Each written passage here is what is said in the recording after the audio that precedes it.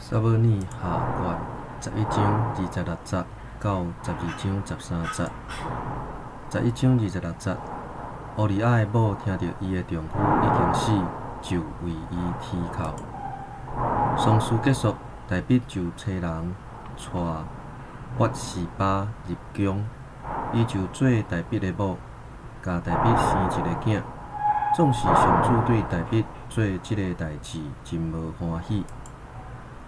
12章第1节，上主找拿单去见大卫，拿单到伊遐，甲伊讲：伫某一个城有2个人，一个好野，一个善者。好野的有牛羊真多，善者的啥物都无，只有一只伊要来饲的羊仔囝。伊甲饲，互迄只羊仔囝甲伊的囝儿做伙大汉，做伙食，做伙啉，搁做伙困，甲看做亲像家己的查某囝。有一个出外人来好野人遐，好野人毋甘对家己的羊群牛骨中掠一只来招待人客，颠倒掠善者人迄只羊仔招待伊。大卫对迄个好野人发大受气，甲拿单讲：我只永活的上主咒诅，做即个代志的人着死，伊着赔4倍的羊仔，因为伊做即个事无怜悯的心。拿单对大卫讲：你就是迄个人。上主以色列的上帝安尼讲：我选立你做以色列的王，救你脱离扫罗的手。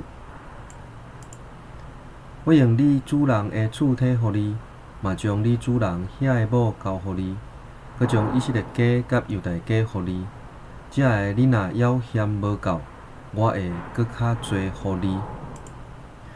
你是安怎藐视上主的命令，赢伊看做歹的代志？你借亚扪人的刀杀死赫人乌利亚，予伊死伫战场，佮带伊的某做你的某。打刀剑要永远无离开你的家，因为你藐视我，带赫人乌利亚的某做你的某。上主佮安尼讲：我要予灾祸对你家己的家起来攻击你，我要伫你的目睭前，将你遐的某予你身边的人，伊要伫当头白日甲因做伙困。你伫暗中做的代志，我要当头白日伫以色列众人的面前，予遮个代志发生。大卫甲拿单讲：我有得罪上主。拿单甲大卫讲：上主已经拄起你的罪，你袂治到死。